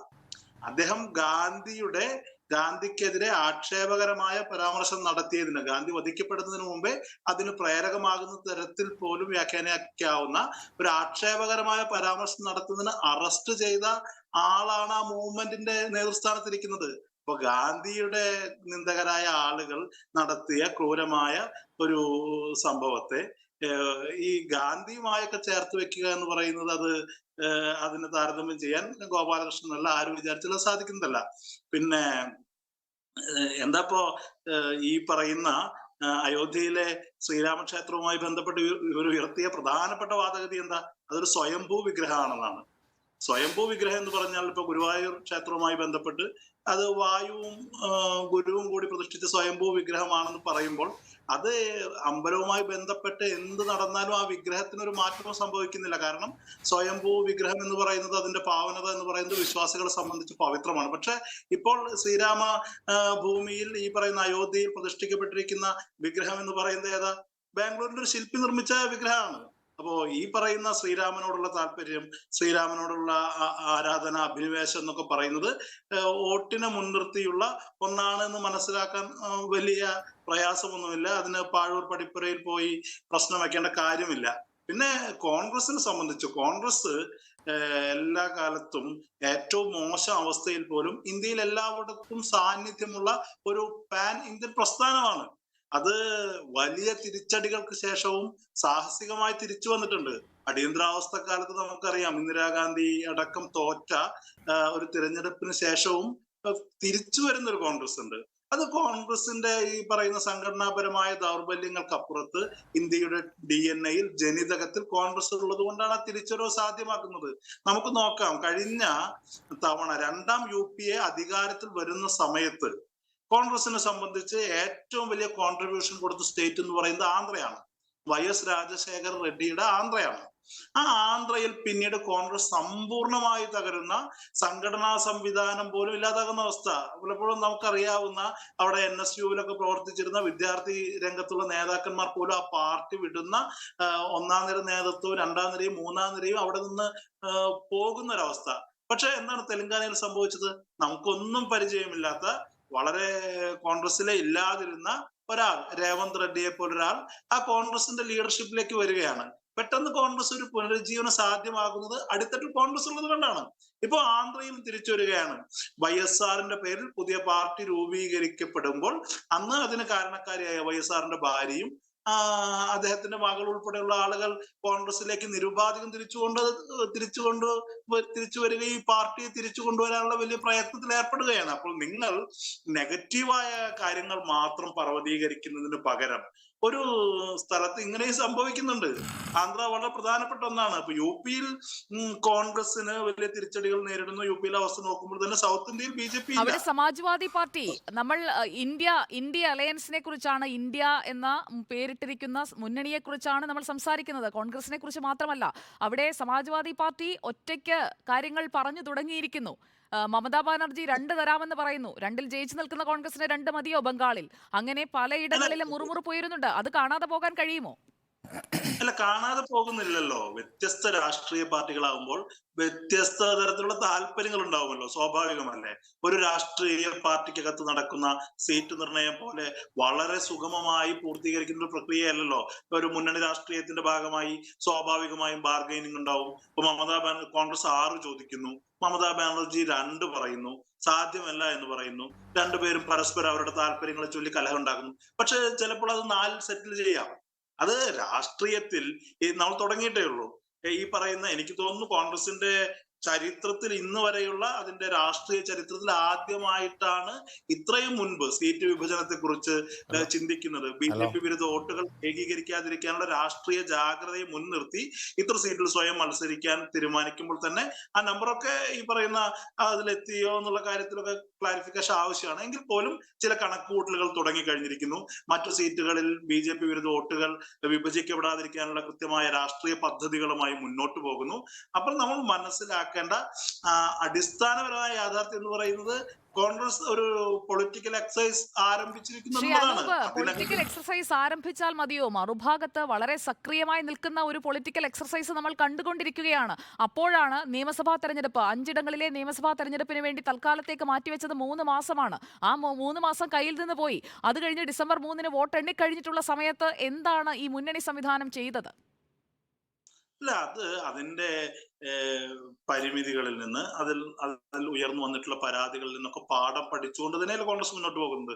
കോൺഗ്രസ് കൃത്യമായി ഇത് സീറ്റ് ചർച്ചയുടെ കാര്യം അവിടെ നിൽക്കുമ്പോൾ തന്നെ കോൺഗ്രസ് ഒരു പൊളിറ്റിക്കൽ അജണ്ടയുമായി മുന്നോട്ട് പോവുകയാണ്. ഭാരത് ന്യായ് യാത്ര, ഭാരത് ന്യായ് ജോഡോ യാത്ര എന്ന് പറയുന്ന വളരെ കൃത്യമായി ഈ പലപ്പോഴും ദേശീയ മുഖ്യധാരയിലൊന്നും അത്രയധികം ശ്രദ്ധിക്കപ്പെടാത്ത വടക്കിഴക്കൻ സംസ്ഥാനങ്ങളെ കൂടി ഭാഗമാക്കിക്കൊണ്ട് കോൺഗ്രസ് അതിന്റെ രാഷ്ട്രീയമായ ആശയ പ്രചരണവുമായി മുന്നോട്ട് പോവുകയാണ്. അപ്പോ ചില ആളുകൾ നിരന്തരം പ്രചരിപ്പിക്കുകയാണ് കോൺഗ്രസ് BJPയെ നേരിടാൻ എന്താണ് ചെയ്യുന്നത്. ഇതിൽ കൂടുതൽ കോൺഗ്രസ് എന്താണ് ചെയ്യേണ്ടത്? ഇന്ത്യ മുഴുവൻ ഒരു പ്രചരണ പരിപാടിയുമായി ഇങ്ങനെ പോകാൻ കോൺഗ്രസിനല്ലാതെ സാധ്യമാകുന്ന വേറെ ഏതൊരു രാഷ്ട്രീയ പാർട്ടിയുണ്ട്? KT കുഞ്ഞിക്കണ്ണന്റെ പാർട്ടിക്ക് പറ്റുമോ? കോൺഗ്രസ് ആ ഉത്തരവാദിത്തം ഏറ്റെടുത്തുകൊണ്ട് പോവുകയല്ലേ. ഇപ്പോൾ പോലും നമ്മൾ കോൺഗ്രസ് എന്തു ചെയ്യുന്നു എന്ന് ചോദിക്കുമ്പോൾ അതിന്റെ കൂട്ടത്തിൽ വായിക്കേണ്ട ഏറ്റവും ശക്തമായ പൊളിറ്റിക്കൽ ടൂളാണ് ജാതി സെൻസസ് എന്ന് പറയുന്നത്. എങ്ങനെയാണ് ഇന്ത്യക്കകത്ത് BJPയുടെ ഒരു ഈ പറയുന്ന മേധാവിത്വം സാധ്യമായത്? അതിനകത്ത് ഹിന്ദുത്വ ഏകീകരണം എന്ന് പറയുന്ന BJP മുന്നോട്ട് വെക്കുന്ന അതിന്റെ സ്ട്രാറ്റജി അത് 80കളുടെ രാഷ്ട്രീയവുമായി നമ്മൾ വായിക്കേണ്ടതുണ്ട്, ചേർന്ന് പോകേണ്ടതുണ്ട്. കാരണം അന്ന് മണ്ഡൽ കമ്മീഷൻ റിപ്പോർട്ടിനെ തുടർന്ന് ഉത്തരേന്ത്യയിലടക്കം നേരത്തെ ബഹുമാനപ്പെട്ട KT കുഞ്ഞിക്കണ്ണൻ സൂചിപ്പിച്ചതുപോലെ വിവിധ പ്രസ്ഥാനങ്ങൾ ഈ ജാതിയെക്കുറിച്ച്, സംവരണത്തിന്റെ രാഷ്ട്രീയത്തെക്കുറിച്ച് നിരന്തരം സംസാരിക്കുന്ന രാഷ്ട്രീയ കാലാവസ്ഥയിൽ കാലിനടിയിലെ മണ്ണ് ഒലിച്ചു പോകുമെന്ന് മനസ്സിലാക്കിയ BJP മണ്ഡലിനെതിരെ, അദ്വാനിയെ പോലൊരു നേതാവ് പറഞ്ഞത് വളരെ കൃത്യമല്ലേ? അദ്ദേഹം പറഞ്ഞത് അവർ മണ്ഡലിനെ കുറിച്ച് സംസാരിച്ചപ്പോൾ ഞങ്ങൾക്ക് കമണ്ഡലിനെ കുറിച്ച് സംസാരിക്കേണ്ടി വന്നു.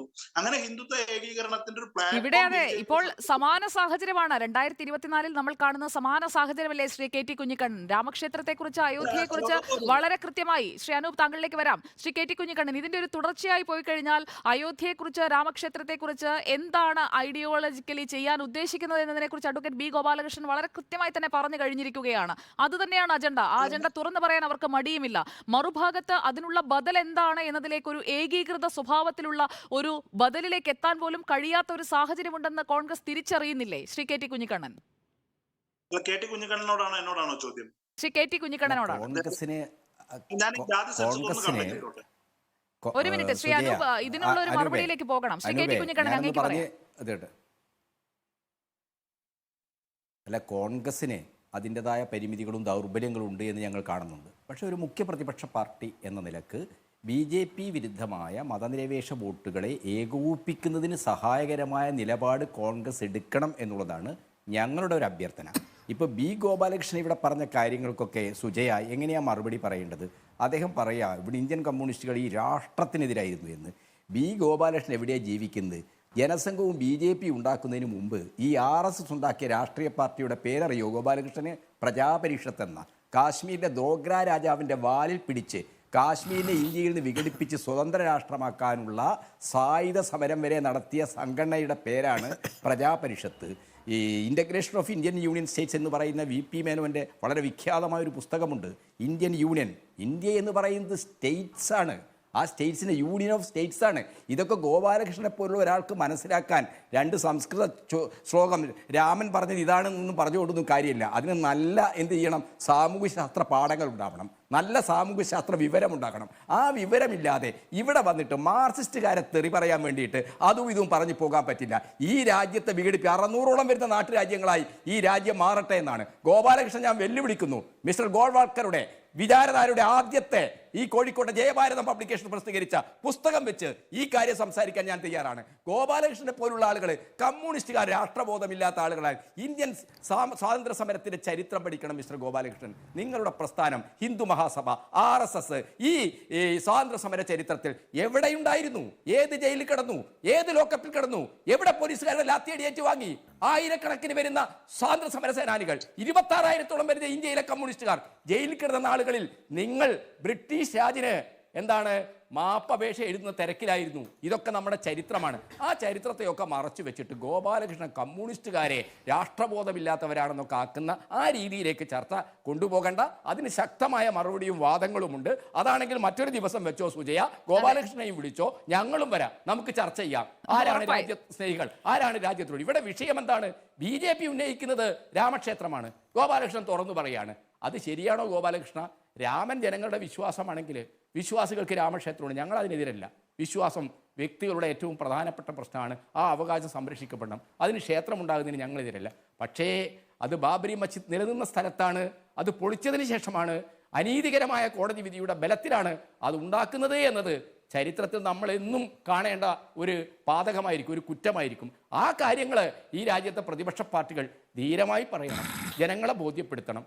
അതേപോലെ തന്നെ ഇവിടെ അനൂപ് സൂചിപ്പിച്ചതുപോലെ തന്നെ ജാതി സെൻസസ്, ഇന്ത്യയിലെ ഹിന്ദുത്വ ഏകോപനം, ഹിന്ദു എന്നൊക്കെ പറയുന്നത് എന്താണ്? ആരോ ചൂണ്ടിക്കാണിച്ചതുപോലെ ഹിന്ദു ഉണ്ടാവുന്നത് ക്രിസ്ത്യാൻ അപ്പുറത്തുള്ളപ്പാ, മുസ്ലിം അപ്പുറത്തുള്ളപ്പോഴാണ്, അപ്പോഴേ ഹിന്ദു ഉള്ളൂ. അല്ലെങ്കിൽ നമ്മളെല്ലാവരും ആരെന്താണ്? നായരും തീയരും യാദവനും മിശ്രയും ചതോപാധ്യായും ഒക്കെയാണ്. അത് നമുക്കെല്ലാവർക്കും അറിയാം. അതുകൊണ്ടെന്താണ് ഇന്ത്യൻ സമൂഹത്തിൽ ത്രൈവർണിക വിഭാഗത്തിൽപ്പെടുന്ന 15% കഴിഞ്ഞാൽ ബാക്കി 85% പിന്നോക്ക പട്ടികജാതി പട്ടികവർഗ വിഭാഗങ്ങളാണ്. ആ പട്ടികവർഗ പിന്നോക്ക വിഭാഗങ്ങൾക്ക് സ്വാതന്ത്ര്യം കിട്ടി 10-75 വർഷം കഴിഞ്ഞിട്ടും രാജ്യത്തിൻ്റെ ഭരണാധികാരത്തിൻ്റെ, രാജ്യത്തിൻ്റെ വിദ്യാഭ്യാസത്തിൻ്റെ, സാമ്പത്തിക തൊഴിൽ മേഖലകളിൽ ഒന്നും എന്താണ് ജനസംഖ്യാനുപാതികമായ പങ്കാളിത്തം, പ്രാതിനിധ്യം ഉണ്ടായിട്ടില്ല. അതിന് വേണ്ടിയാണ് ജാതി സെൻസസ് പറയുന്നത്. അത്തരം കാര്യങ്ങളൊക്കെയാണ് രാജ്യം ചർച്ച ചെയ്യേണ്ടത്. ഇന്ത്യ മുന്നണി ഉൾപ്പെടെ ഇത്തരം BJPയുടെ നെറുകയിൽ തൊടുന്ന, ഇത്തരം പ്രഹരമേൽപ്പിക്കാൻ കഴിയുന്ന രാഷ്ട്രീയ അവിടെയാണ് ശ്രീ കെ ടി കുഞ്ഞിക്കണ്ണൻ അങ്ങ് പറഞ്ഞത് വളരെ കൃത്യമായ വസ്തുതയാണ്. ശ്രീ കെ ടി കുഞ്ഞിക്കണ്ണൻ അങ്ങ് പറഞ്ഞത് കൃത്യമായ വസ്തുതയാണ്. ജാതി സെൻസസ് എന്ന വിഷയം കൃത്യമായി മുന്നോട്ട് വയ്ക്കാൻ കഴിഞ്ഞത് നിതീഷ് കുമാറിന് മാത്രമാണ്. കഴിഞ്ഞ 5 സംസ്ഥാനങ്ങളിലെ നിയമസഭാ തെരഞ്ഞെടുപ്പ് നടന്നപ്പോൾ ജാതി സെൻസസിനെ കുറിച്ച് പറഞ്ഞു, നടപ്പാക്കണമെന്ന് പറയുന്നു, കൃത്യമായി സംവരണം ഉറപ്പാക്കണമെന്ന് പറയുന്നു. പക്ഷേ തെരഞ്ഞെടുപ്പിലെ തോൽവിക്ക് ശേഷം കോൺഗ്രസ് മിണ്ടുന്നില്ല. ജാതി സെൻസസിനെ കുറിച്ചുള്ള ആവശ്യം എവിടെയാണ് അവർ ഉന്നയിക്കുന്നത്? പിന്നീട് മറ്റു വിഷയങ്ങളിലേക്ക് പോവുകയാണ്. അങ്ങ് അത് ശ്രദ്ധിച്ചില്ലേ? അല്ല, ജാതി സെൻസ് കോൺഗ്രസിന് എന്താണെന്ന് വെച്ചാൽ ഇപ്പോഴും അനൂപ് സംസാരിക്കുമ്പം ഞാൻ ഈ കോൺഗ്രസ് മുഖ്യ പ്രതിപക്ഷ പാർട്ടിയാണ്, ആ രീതിയിൽ തന്നെ കോൺഗ്രസ് കൺസിഡർ ചെയ്യപ്പെടണം എന്നാണ് എൻ്റെ അഭിപ്രായം. പക്ഷേ കോൺഗ്രസ് കണ്ട് ഞങ്ങളൊരു വമ്പന്മാരാണ്, വലിയേട്ടന്മാരാണ്. ആ മധ്യപ്രദേശിൽ ഈ സമാജ്വാദി പാർട്ടിക്ക് 4 സീറ്റ് പോലും കൊടുക്കാൻ കമൽനാഥ് തയ്യാറായില്ല. രാജസ്ഥാനിൽ ഞങ്ങളുടെ പാർട്ടിക്ക് 10 മണ്ഡലങ്ങൾ നിർണായകമായ സ്വാധീനമുണ്ട്. 2 സിറ്റിംഗ് സീറ്റുണ്ട്. ആ 2 സിറ്റിംഗ് സീറ്റിൽ പോലും മത്സരിക്കാൻ ഞങ്ങൾക്ക് എന്താണ് തരാൻ പറ്റില്ല എന്ന നിലപാട്. ആ വൻ മേധാവിത്വ ബോധം അവസാനിപ്പിച്ച് വളരെ ഉദാരമായ വിശാലമായ ഒരു സമീപനം. കാരണം നമുക്ക് മതനിരപേക്ഷതയും ജനാധിപത്യവും സംരക്ഷിക്കണം. അതിനെതിരായി ഉയർന്നു വരുന്ന BJPയുടെ വെല്ലുവിളിയെ നേരിടും. അപ്പം മോഡി ഗ്യാരണ്ടി എന്നൊക്കെ പറഞ്ഞു കഴിഞ്ഞാൽ ഇന്ത്യയിലെ കൃഷിക്കാർക്ക് അറിയാം, ഇതുവരെ മിനിമം സപ്പോർട്ട് ബേസ് ഏർപ്പെടുത്താൻ തയ്യാറാകാത്ത എന്ത് മോഡി ഗ്യാരണ്ടിയാണ്? ഇന്ത്യയിലെ കാർഷിക മേഖലയുടെ തകർച്ച എന്താണ്? ഒരു ദിവസം 30 കർഷകർ ആത്മഹത്യ ചെയ്യുന്ന ഒരു സമൂഹമായി ഈ 10 വർഷക്കാലം കൊണ്ട് ഈ രാജ്യത്തെ മോഡി മാറ്റി. ആഗോള ഹങ്കർ ഇൻഡെക്സിൽ ഇന്ത്യയുടെ സ്ഥാനം എത്രയാണ്? സ്ത്രീ സുരക്ഷയുടെ കാര്യത്തിൽ ഇന്ത്യയുടെ സ്ഥാനം എന്താണ്? GDP വളർച്ചയുടെ വലുപ്പം പറയുന്ന ഇന്ത്യയിലെ ആളുകളുടെ പ്രതിശീർഷ വരുമാനം എത്രയാണ്? ഇന്ത്യ എത്തപ്പെട്ട ആഭ്യന്തര വിദേശ കടത്തിൻ്റെ തോത് എത്രയാണ്? ഇങ്ങനെയൊക്കെ ഈ രാജ്യം വളരെ നിർദ്ധയമായ ഒരു പതനത്തെ, ഒരു ഡിപ്രിവേഷൻ്റെ പാതയിലൂടെ പോകുമ്പോൾ ആ ഡിപ്രിവേഷനെ ശരിയായ രീതിയിൽ തുറന്നു കാണിക്കാൻ ഈ രാജ്യത്തെ മാധ്യമങ്ങൾ പോലും തയ്യാറാകാതെ അവരൊക്കെ തന്നെ മോഡി മീഡിയയെ അധപ്പതിക്കുന്ന ഒരു സാഹചര്യത്തിൽ ഇവിടുത്തെ പ്രതിപക്ഷത്തെ സംബന്ധിച്ചിടത്തോളം വലിയ ഉത്തരവാദിത്തങ്ങളുണ്ട്, ശ്രമകരമായ പ്രവർത്തനങ്ങളുണ്ട്. ആ ശ്രമകരമായ പ്രവർത്തനങ്ങൾ ഏറ്റെടുക്കണം. അതോടൊപ്പം എന്താണ്, എല്ലാവർക്കും സീറ്റ് വേണം, എല്ലാവർക്കും മത്സരിക്കണം. ജനാധിപത്യത്തിൽ തെരഞ്ഞെടുപ്പ്, പാർലമെന്റ് എന്നൊക്കെ പറയുന്നത് സീറ്റും മത്സരമൊക്കെ തന്നെയാണ്. പക്ഷേ സീറ്റിൻ്റെ മുകളിൽ തർക്കിച്ച് പിരിഞ്ഞു പോകരുത്. സീറ്റിൻ്റെ മുകളിൽ ഞങ്ങൾ വൻശക്തിയാണ്, ഞങ്ങൾ വലിയ പാർട്ടിയാണ് എന്ന് പറഞ്ഞുകൊണ്ട് ചെറിയ ഗ്രൂപ്പുകളെയും പാർട്ടികളെയും അവഗണിക്കുന്ന അവസ്ഥയുണ്ടാകരുത്. അങ്ങനെ മാത്രമേ നമുക്ക് ഇന്ത്യ മുന്നണിക്ക് ഒരു ഭാവി കാണാൻ കഴിയൂ. അതെന്താണ്? എല്ലാ പാർട്ടികളുടെയും തുറന്ന സമീപനം, വിട്ടുവീഴ്ച സമീപനം, ഇതെല്ലാം വളരെ പ്രധാനമാണ് ഈ BJP യെ തോൽപ്പിക്കണമെങ്കിൽ. തീർച്ചയായും ആ ഒരു സമീപനത്തിലേക്ക് കോൺഗ്രസ് എത്തുന്നുണ്ടോ എന്നതാണ് ഇവിടുത്തെ പ്രധാനപ്പെട്ട ചോദ്യം.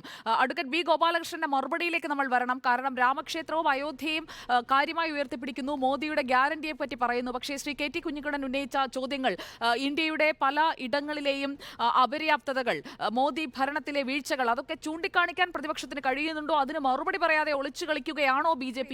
ബി ഗോപാലകൃഷ്ണൻ, അയോധ്യയിലും രാമക്ഷേത്രത്തിലും തിളക്കമുള്ള കാഴ്ചകൾ ജനങ്ങളിലേക്ക് ഇന്ത്യ ഒന്നാകെ പ്രചരിപ്പിച്ചുകൊണ്ട് നടത്തുന്ന ഒരു പ്രചാരണം, അതിലൂടെ കടന്നു പോകുമ്പോൾ മറ്റു ചില യാഥാർത്ഥ്യങ്ങൾ നിങ്ങൾ മനഃപൂർവ്വം മൂടിവെക്കുകയാണോ എന്ന ചോദ്യമാണ് CPIM ആവർത്തിച്ചുന്നയിക്കുന്നത്. ഈ ചർച്ചയിൽ ഇപ്പോൾ ശ്രീ KT കുഞ്ഞിക്കണ്ണനും അക്കാര്യങ്ങൾ ഉന്നയിക്കുന്നുണ്ട്. മറുപടി എന്താണ്? 6:45 ഒരു വിഷയം പോലും പറയാൻ നിങ്ങൾ എന്നെ അനുവദിച്ചിട്ടില്ല. സംസാരിക്കുന്നതിനിടയിൽ നിങ്ങൾ പോയി ഇപ്പോൾ വരാമെന്ന് പറഞ്ഞിട്ട് പിന്നെ ഇപ്പോഴാണ് വരുന്നത്. ഞാനതിൻ്റെ പ്രതിഷേധം രേഖപ്പെടുത്തുകയാണ്. രണ്ടാമത്തെ കാര്യം, കുഞ്ഞിക്കണ്ണനോട് ചില കാര്യം പറഞ്ഞിട്ടേ നിങ്ങൾ പറഞ്ഞ കാര്യത്തിന് മറുപടി പറയാൻ പറ്റൂ. കുഞ്ഞിക്കണ്ണ, താങ്കൾ എൻ്റെ നാട്ടിൽ വന്ന് പ്രസംഗിച്ചത് ഞാൻ മറന്നിട്ടില്ല. താങ്കൾ പ്രസംഗിക്കുമ്പം അതിന് മറുപടി ഞാൻ എഴുതിയിരുന്നു, അന്ന് ലേഖനം എഴുതിയിരുന്നു. താങ്കൾ എന്നാണ് ഇന്ത്യൻ കോൺസ്റ്റിറ്റ്യൂഷനെക്കുറിച്ചൊക്കെ ഇത്രയേറെ സംസാരിക്കാൻ തുടങ്ങിയത്? ഇന്ത്യൻ കോൺസ്റ്റിറ്റ്യൂഷൻ ചവിട്ടുകൊട്ടയിലിടണം എന്ന് എൻ്റെ നാട്ടിൽ വന്ന് പ്രസംഗിച്ച നക്സൽബാരി ആയിരുന്നില്ലേ താങ്കൾ? അന്ന് കമ്മ്യൂണിസ്റ്റ് പാർട്ടിയെ വിപ്ലവം പോരാ എന്ന് പറഞ്ഞ് തെറി പറഞ്ഞു പോയതല്ലേ നിങ്ങൾ? നിങ്ങൾക്കെന്നാ ഇന്ത്യ ഉണ്ടായത്? ഇന്ത്യ എന്ന് പറയുന്നത് ഇല്ല എന്ന് എൻ്റെ നാട്ടിൽ വന്ന് പ്രസംഗിച്ചു പോയ ആളല്ലേ നിങ്ങൾ? നിങ്ങളിപ്പോൾ ഇവിടെ വന്ന് ഇന്ത്യ എന്ന് പറഞ്ഞാൽ, നിങ്ങൾ പറയുന്ന ഇന്ത്യ ഞാനങ്ങ് കേൾക്കണം എന്ന് പറഞ്ഞാൽ കഷ്ടമാണ്. ഞങ്ങൾക്കൊക്കെ ഒരു നിലപാടുണ്ട്. 1947 ഇന്ത്യ ഉണ്ടായത്. അനാദികാലം മുതൽ ഇന്ത്യയുണ്ട്. അതുകൊണ്ടാണ് ഞാൻ പറഞ്ഞത്, അടക മുതൽ കട്ടക്ക് വരെ, കച്ച് മുതൽ കാമേശ്വരം വരെ, കന്യാകുമാരി മുതൽ ഹിമാലയം വരെ ഭാരതം ഒന്നായിരുന്നു. ആ ഭാരതത്തിൻ്റെ പാരമ്പര്യമാണ്, സംസ്കാരമാണ് ഭാരതത്തിൻ്റെ ദേശീയത. അത് കുഞ്ഞിക്കണ്ണന് പറഞ്ഞാൽ മനസ്സിലാവില്ല. സംസ്കാരം മുലപ്പാലിലൂടെ വരേണ്ടതാണ്. അത് വന്നിട്ടില്ല കുഞ്ഞിക്കണ്ണന്. അതിനിയും കുറേ കാലം കഴിയേണ്ടി വരും. അതുകൊണ്ട് ഞാനതൊന്ന് പറഞ്ഞങ്ങോട്ട് വിടുകയാണ്. പിന്നെ നിങ്ങളിവിടെ ഇപ്പോൾ സംസാരിച്ചപ്പോൾ ഒരു കാര്യം പറഞ്ഞു. എന്താ പറഞ്ഞെന്ന് പറയും? MSP കൊടുക്കുന്നില്ല. നിങ്ങൾക്ക് വല്ല വിവരമുണ്ടോ ചങ്ങാതി? നിങ്ങൾ പോയിട്ട് ആദ്യം ഒന്ന് പഠിക്ക്. 2014 തൊട്ട് 2021 വരെ, അതായത് ഈ ആങ്കർ അതിന് മറുപടി സൗകര്യം ഉണ്ടെങ്കിൽ പറയട്ടെ. 2014 തൊട്ട് 2014 മുതൽ 2021 വരെയുള്ള കാലഘട്ടത്തിൽ നിലനിന്നിരുന്ന, എന്ന് വെച്ചാൽ കമ്മ്യൂണിസ്റ്റ് പാർട്ടിയും കോൺഗ്രസും ഒക്കെ ഭരിച്ചിരുന്ന ആ 2014 വരെയുള്ള കാലഘട്ടത്തെക്കാൾ 50% കൂടുതലാണ്. കേരളത്തിലെ നെൽ കർഷകർക്ക് 26 രൂപ 80 പൈസ, അതിൽ 21 രൂപ 80 പൈസ കൊടുക്കുന്നത് ആരാ? ഈ കേന്ദ്ര സർക്കാരാണ്. നിഷേധിക്കാൻ പറ്റുമോ നിങ്ങൾക്ക്? 50% MSP കൂടുതലാണ്. ഞാനിപ്പം ഇതൊന്നും പറഞ്ഞ് നിങ്ങളെ ഉദ്ബുദ്ധരാക്കാൻ ആഗ്രഹിക്കുന്നില്ല. കാരണം നിങ്ങൾക്ക് BJP RSS എന്ന് പറഞ്ഞ വട്ട, അത് നിങ്ങൾ കൊണ്ടു നടന്നു. കിണറ്റിലെ തവളയാ താങ്കൾ ഇപ്പോഴും. സമുദ്രം വിശാലമാണ്, ഭാരതവും ഭാരതീയ ജനതാ പാർട്ടിയും വിശാലമാണ്. എന്തുകൊണ്ടാണ് നിങ്ങൾ നോട്ടയുടെ പിന്നിൽ ഇപ്പോഴും ഈ ഇന്ത്യൻ പാരമ്പര്യത്തെയും സംസ്കാരത്തെയും നിങ്ങൾ സ്വീകരിക്കാത്തത് കൊണ്ടാണ്? P for Punjab, A for Afghanistan, K for Kashmir, S for Sindh and TN for Baluchistan എന്ന് പറയുന്ന പാകിസ്ഥാൻ്റെ ഭൂപടം ബ്രിട്ടീഷുകാർക്ക് മൗണ്ട് ബാറ്റന് സമർപ്പിച്ചത് ആരാ? കമ്മ്യൂണിസ്റ്റ് പാർട്ടിയാണ്. നിങ്ങൾ എന്നെ പഠിപ്പിക്കല്ലേ. 1925 ഒന്നാമത്തെ കമ്മ്യൂണിസ്റ്റ് പാർട്ടിയുടെ കമ്മ്യൂണിസ്റ്റ് പാർട്ടിയിലെ സത്യഭക്തയെ അടിച്ച് കയ്യും കാലും ഓടിച്ചത് എന്തിനാ? ഇന്ത്യ എന്ന വാക്കുച്ചരിച്ചതിനാ. പറയിപ്പിച്ചാൽ ഞാൻ പറയേണ്ടി വരും. വിഷയം അതല്ലാത്തത് കൊണ്ട് ഞാനതവിടെ നിർത്തുക. പിന്നെ നിങ്ങൾ വിചാരധാര പറഞ്ഞു. ധൈര്യമുണ്ടെങ്കിൽ വിചാരധാരയെ മുൻനിർത്തി സംസാരിക്കാൻ വാ. ബി ഗോപാലകൃഷ്ണൻ ഇതിന് തയ്യാറാ. ഇത് ഇന്നല്ല, 4 വർഷം മുമ്പ് പറഞ്ഞ് കുഞ്ഞിക്കണ്ണൻ ഓടി രക്ഷപ്പെട്ടതാ. ഈ റിപ്പോർട്ടർ ചാനലിൽ വാ. ഇന്ത്യ ഏതാണ്, ഭാരതം ഏതാണ്, സംസ്കാരം എന്താണ്, പാരമ്പര്യം എന്താണ്, കമ്മ്യൂണിസ്റ്റ് പാർട്ടിയുടെ രാജ്യദ്രോഹം എന്താണെന്ന് എന്നെ അങ്ങോട്ട് പറയാം. ഞാൻ പറയാം. ധൈര്യം ഉണ്ടെങ്കിൽ നിങ്ങൾ ചർച്ച വെക്ക്. വേണ്ട, കമ്മ്യൂണിസ്റ്റ് പാർട്ടി വെച്ചോ. നിങ്ങളുടെ പ്ലാറ്റ്ഫോമിൽ വരാം.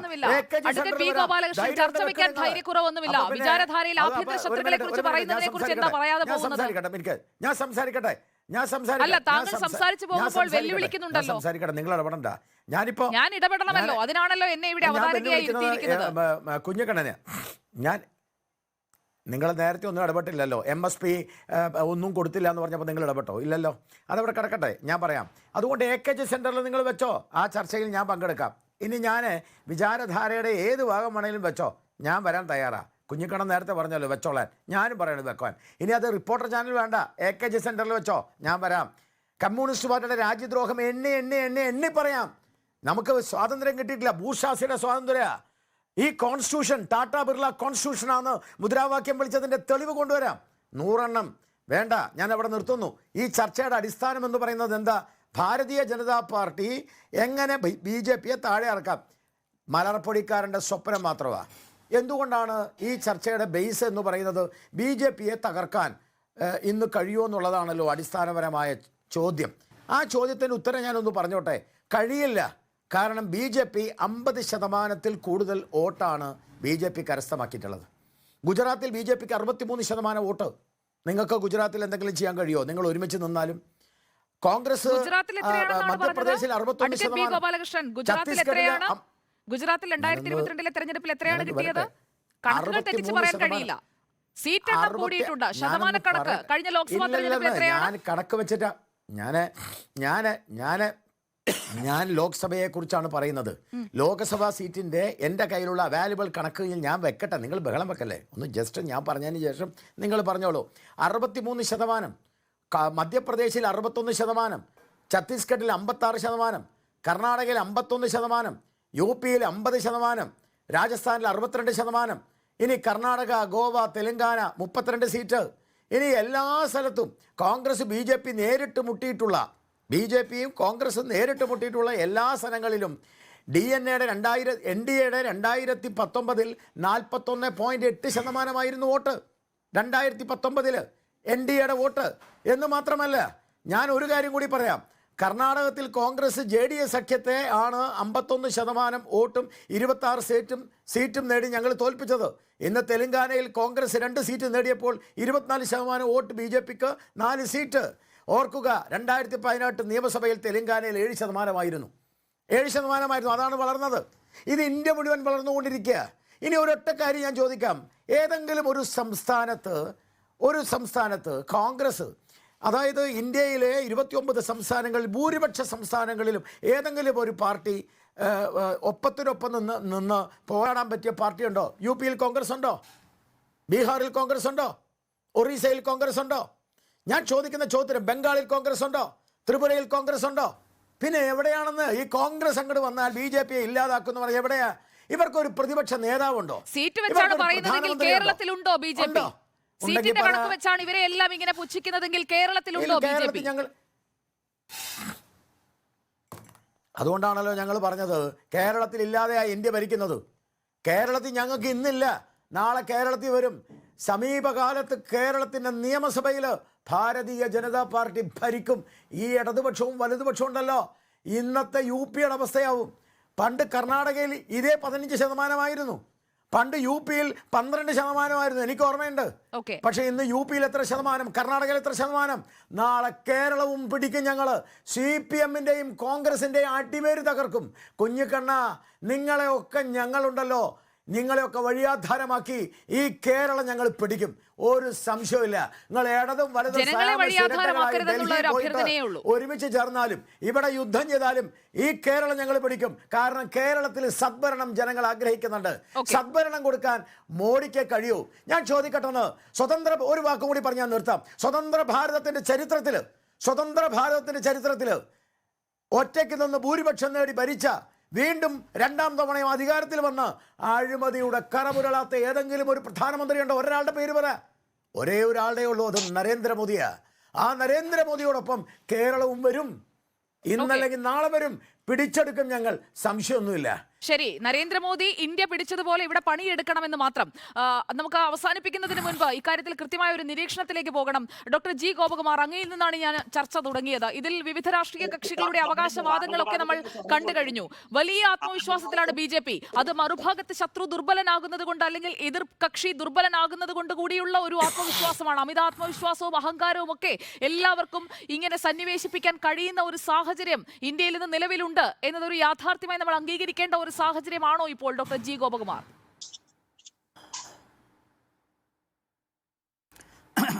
BJPക്ക് അങ്ങനെ അഹങ്കരിക്കാൻ പറ്റുന്നൊരു സാഹചര്യമൊന്നും അങ്ങനെ ചെയ്യുന്നത് ഒരു രാഷ്ട്രീയ പാർട്ടിക്കും ഭൂഷണമല്ല, അങ്ങനെ ഉണ്ടാകുന്നത് ശരിയുമല്ല. പക്ഷേ ഇപ്പോഴത്തെ നിലവിലത്തെ സാഹചര്യം അനുസരിച്ച് അഡ്വാൻറ്റേജ് വ്യക്തമാണ് BJPക്ക് ഉണ്ടെന്നുള്ളത്.